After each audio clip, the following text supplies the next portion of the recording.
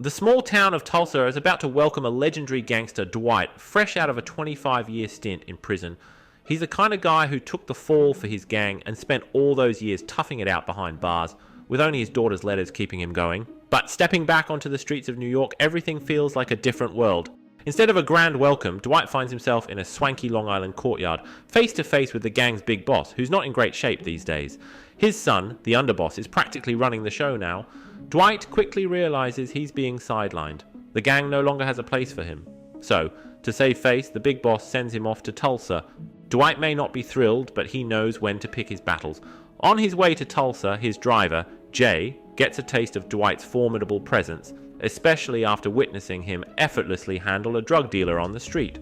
Impressed, Jay now treats him with extra respect, and Dwight, seizing the opportunity, appoints Jay as his personal driver, and sends him to buy a Lincoln SUV to match his gangster status. Dwight's first night in Tulsa is spent in a humble motel, with a visit to a local bar where he can escape the underworld drama. But the next day brings new challenges. Jay fails to buy the car with the cash Dwight gave him, as the seller suspects it's dirty money. Dwight, ever the mix of charm and threat, personally sorts it out, scoring a sweet deal on the car. To expand his criminal empire, Dwight approaches the drug dealer about a money laundering partnership. He also upgrades his living arrangements to the best local hotel, thanks to Jay's recommendation. Feeling good about his progress, Dwight returns to the bar and hits it off with a woman, unaware she's a local cop.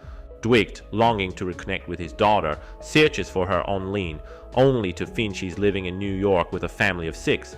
Lacking a credit card to dig deeper, he mails her a package and then asks Jay to help him get a credit card.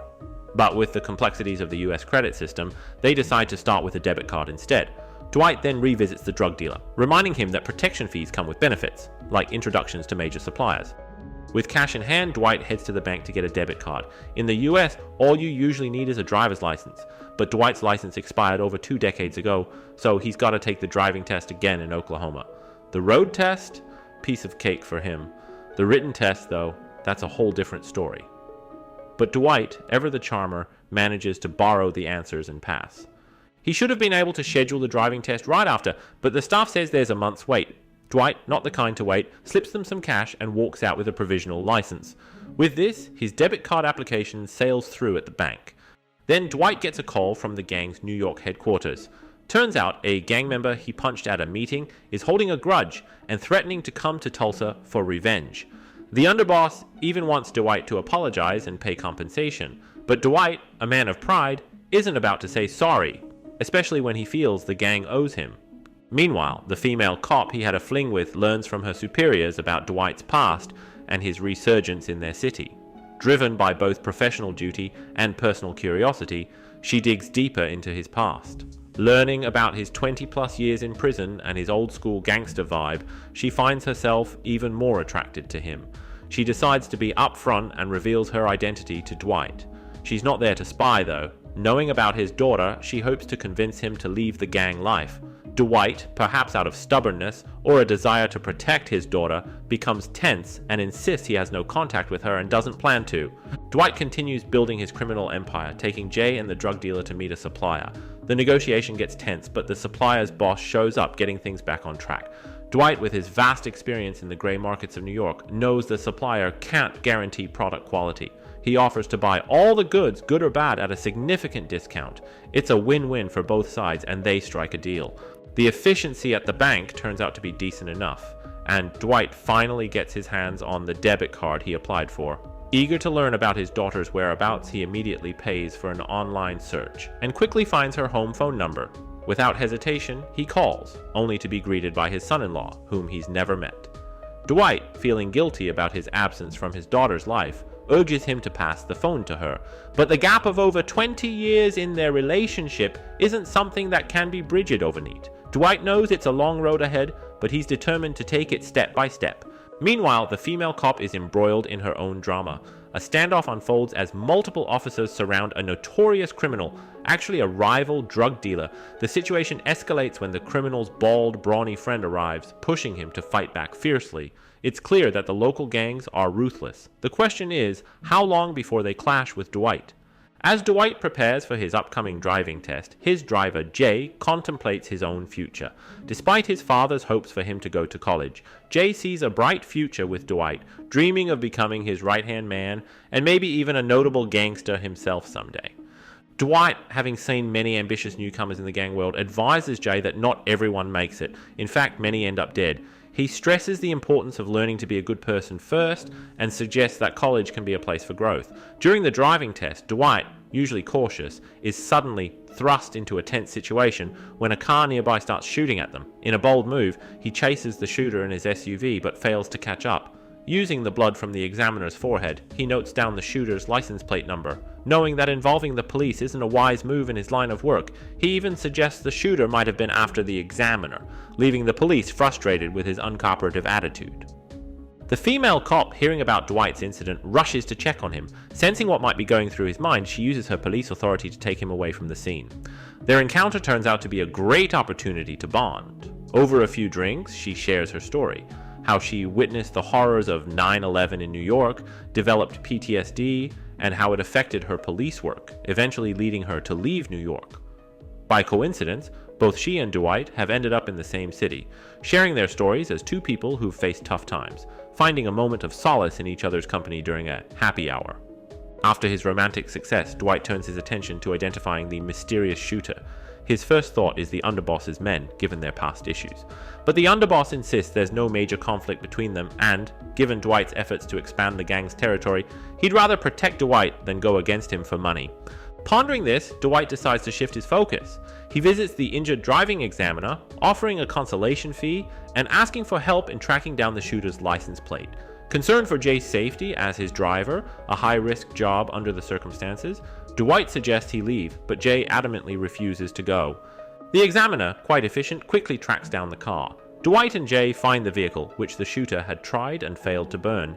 Inside, they discover a cloth marked FR, and through a quick search, Jay identifies it as belonging to a nearby farm.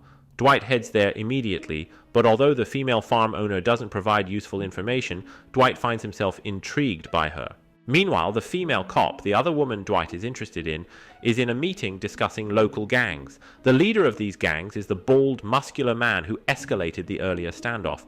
With the trail cold on that case, she visits the scene to look for clues, but only finds a stray dog, likely the criminal's pet, which she takes home. Dwight, staking out the farm, finally spots the shooter, an old acquaintance with a shared history of grudges, giving him a motive for murder. Dwight follows him home, ready to confront him, but hesitates when the shooter's son appears. Struck by the power of family ties, Dwight decides to spare his life. That evening, Jay practices Dwight's negotiation tactics in front of a mirror, but his father overhears and interprets them differently. Concerned for his son's future, the father begins to plan something. The next day, after the shooter's family leaves, Dwight confronts him, gun in hand. He uncovers a shocking secret. The big boss, fearing Dwight's betrayal while in prison, had set him up. The shooter, once Dwight's subordinate, learned of this and tried to help Dwight, but nearly lost his life in the process. Thinking Dwight had come to kill him, he shot at Dwight during the driving test. Clearing up the misunderstanding, Dwight decides not to add to the body count and instead offers the shooter a chance to join him again. Just as Dwight thought he had settled the issue with the shooter, another problem crops up. Drug dealer and Jay accidentally encroach on someone else's territory, and it turns out to belong to the bald, muscular man seen earlier. His henchmen try to intimidate them, but having seen Dwight's capabilities, the duo doesn't take them seriously. The henchmen report back to their boss, the bald man, whose second in command is an Afghan war veteran and a woman well-versed in arms. She suspects Dwight's team is trying to muscle in on their turf, disrespecting the local gang, and a conflict seems inevitable. The next day, Jay doesn't seem to take the previous night's encounter seriously and doesn't even mention it. Instead, he's fixated on Dwight's ring, a gift from the big boss symbolizing brotherhood. But after learning about the big boss's betrayal, that bond means nothing to Dwight now. Seeing Jay's interest in the ring, Dwight gifts it to him. Dwight then reaches out to his sister, whom he hasn't seen in over 20 years, filled with guilt. He's devastated to learn that his brother has cancer, lamenting the time lost during his years in prison. Jay, now with the ring, grows even more arrogant, ignoring his father's advice and focusing solely on making money. However, this leads to a violent confrontation with the local gang, who beat them up and steal their money and goods. An Indian supplier, aware of the situation, warns Dwight about the strength of the local gang and advises caution. Dwight, however, insists on retrieving his money and goods, planning a smart approach. Meanwhile, Jay's injury worries his father, who confronts Dwight, offering to help avenge his son. Jay's father, a man of strategy, impresses Dwight, who decides to keep him on board. With the help of the re-recruited shooter and the Indian supplier, Dwight assembles a formidable team. They launch a surprise attack on the local gang's warehouse, successfully retrieving the stolen goods. This battle changes many things. Jay and his father fight side by side but remain estranged. Dwight spends precious time with his cancer-stricken brother, cherishing their moments together. The reinvigorated shooter feels a rush of youth after the fight. And the female cop, who once had a brief romantic encounter with Dwight, chooses another partner and embarks on a new happy hour.